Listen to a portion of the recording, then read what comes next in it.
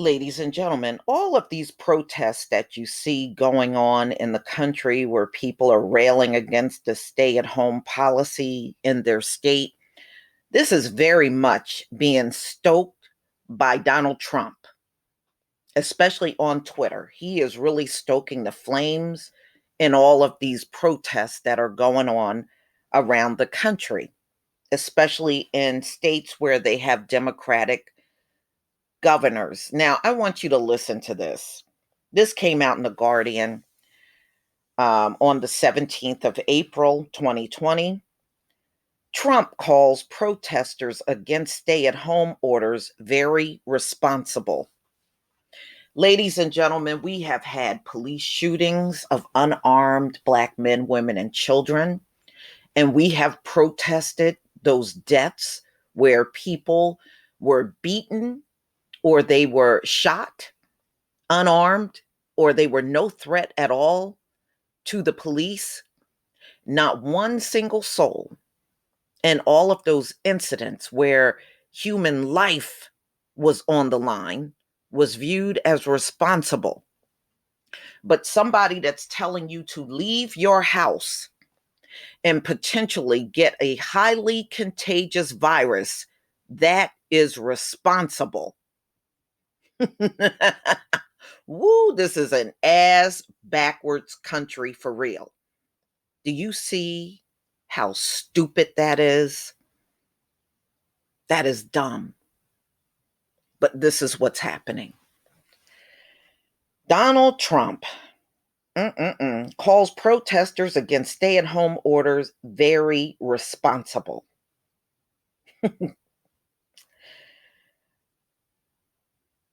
Donald Trump has posted highly incendiary tweets stoking protesters against physical distancing and other coronavirus stay-at-home measures in 3 states led by Democratic governors. He went out on Twitter and wrote, "Liberate Minnesota." The U.S. president wrote in capital letters on Friday, "Liberate Michigan." And he followed up with a third tweet, "Liberate Virginia and save your Second Amendment. It's under siege," a reference to Virginia's Governor Ralph Northam last week signing new measures on gun control. Yeah, that's right. He did do that. I did see that, but I didn't do no video on that. Trump has repeatedly ignored his own entreaty to put partisan politics aside during the coronavirus pandemic. His latest uh, provocative interventions followed demonstrations against stay-at-home orders in Michigan, Ohio, North Carolina, Virginia, and other states that have drawn elements of the far right. Some protesters have carried guns, waved Trump and Confederate flags, and sought to frame the debate as a defense of the constitutional freedoms. They have been egged by conservative media hosts such as Fox News, Janine Pirro, I guess, who said, "What's happened in Lansing, Michigan today, God bless them. It's going to happen all over the country." At Friday's White House coronavirus task force meeting, Trump played down fears that by crowding together, the protesters themselves could spread the COVID-19 illness. Yeah, because they're out there. They don't have any type of protection on. They are just out there shoulder to shoulder in the streets. Now, they said even talking can spread the virus airborne. And these people are shouting and waving all kinds of flags and everything out there. I wonder if they're going to report on them getting sick. They probably will actually stay silent on that, y'all. These are people expressing their views. He told reporters, I see where they are and I see the way they're working. They seem to be responsible people to me, but they've treated a little bit rough. In 2017, the president was condemned for reacting to a deadly clash between white nationalists and counter protesters in Charlottesville, Virginia, by observing that there were very fine people on both sides. Yeah, I remember that. I think we all do. On Friday, Trump also stood by his criticism of Democratic governors, even though they are following his own federal guidelines. I think some things are too tough, he said. And if you look at some of the states you just mentioned, it's too tough, not only in reference to this, but what they've done in Virginia with respect to the Second Amendment is just a horrible thing. When you see what other states have done, I feel very comfortable. Acts if he believed Michigan, Minnesota, and Virginia should lift their stay at home orders, the president added, I think elements of what they've done are too much, just too much. What they've done in Virginia is just incredible. What this man is saying is incredible. You haven't resolved anything when it comes down to COVID-19. It's still going strong in the country. And when I wake up every day, y'all, and I look at the death toll, there were well over 400. I'm sorry, there were well over 1,400 deaths overnight in the US. There were nearly 2,000 the day before overnight. And this man is standing at a podium talking like this. This is irresponsible. And it's very inappropriate for a president to do this. So Trump is putting money ahead of people without saying it. And he's going to use those protesters that he's stoking through his tweets to justify reopening everything. And that should not be justification for the entire country. I only see one group of people out there and one only. I don't see people from every group out there screaming and hollering. I just see one group. That's it. But he'll use that and act as if that's why we need to people want he'll try to act like the whole people and population in the US feel the same way as these protesters. I did find a story where they did poll the people, and the majority of the people want to remain on the stay at home policy. And it's amazing how the media is not going to tell you about that, but they want to shine the light on these protesters. Trump, he's known to watch Fox News closely, has offered mixed messages. On Monday, he claimed total authority. He tried to say he, as the president, has the right to reopen the country. And actually, it's the governors, because the governors were the ones that put their states on lockdown.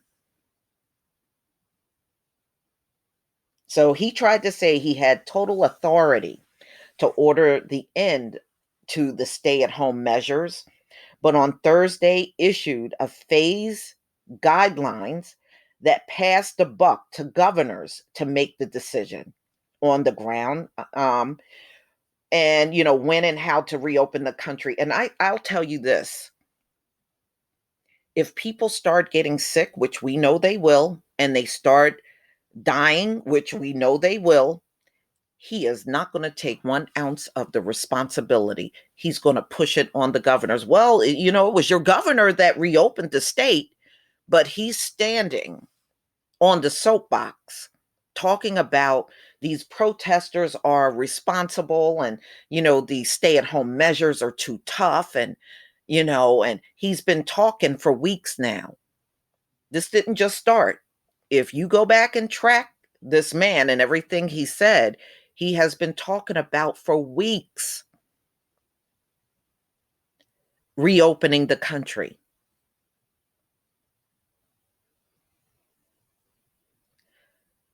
There is no treatment, there is no cure.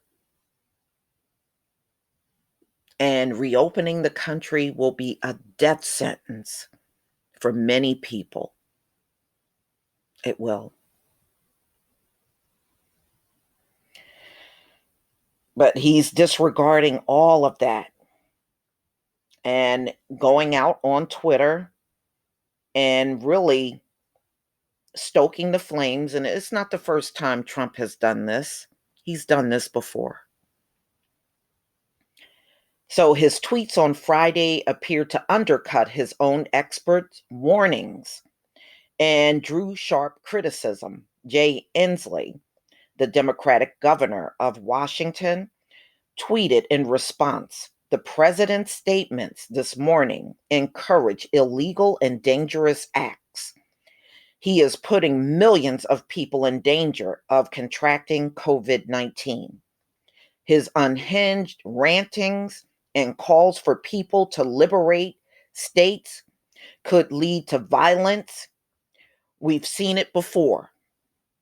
Beto O'Rourke, a former Texas congressman who, like Inslee, ran for the Democratic nomination, said Republicans will turn a blind eye. Too many in the press will focus on tone. But history books will say in April of 2020, when the pandemic had already claimed 35,000 lives, the president of the United States incited people to storm their state houses with AR-15s and AK-47s. Mm-mm-mm. Wow. And you see them out there armed, y'all. They didn't just go out there protesting. Many of them went out there protesting armed. And you can see some of the shots with them standing there with these assault weapons. You can see it. Michigan has taken big hits, both coronavirus cases and job losses, and will be critical battleground. It will be during the presidential election. So it's going to be a critical battleground state in the upcoming election. Wednesday's Operation Gridlock, I guess that's what they're calling their protest, Operation Gridlock, a demonstration against strict stay at home policies ordered by Michigan's governor, Gretchen Whitmer, attracted the Proud Boys and other far right groups who have been present at pro Trump and gun right rallies in Michigan.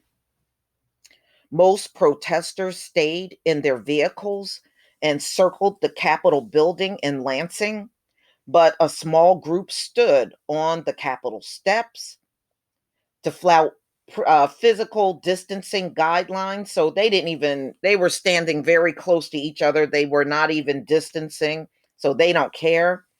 They brandish signs that include Trump Pence, recall Whitmer, hail Whitmer, and stop the tyranny. Isn't that what Candace said when she didn't have a mask on?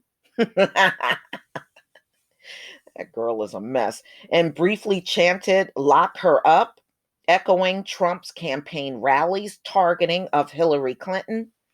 Whitmer, who dismissed the stunt as essentially a political rally, has emerged as a possible running mate for the preemptive Democratic nominee, Joe Biden.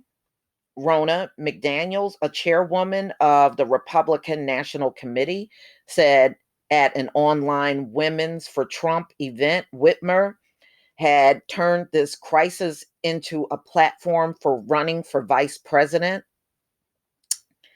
The protests have earned comparisons with the Tea Party movement of a decade ago, and more are expected in coming days with the tension between public health and economic reopening viewed through increasingly partisan lens. The Washington Post reported uncertainty and fear over the economic impact of stay-at-home orders is fueling a sort of culture war between conservatives who politically strength comes from rural America and less affected by the virus, and liberals who urban strongholds has been most affected by it.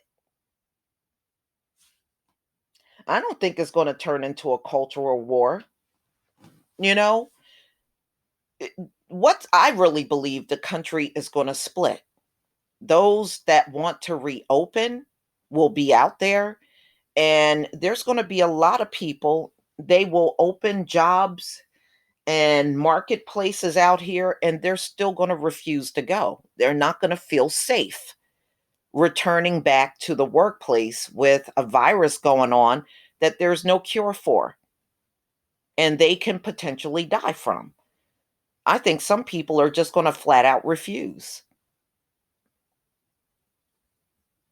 According to Pew, 81% of Democrats and Democrat leaning independents say their great concern is that governments will lift restrictions too quickly.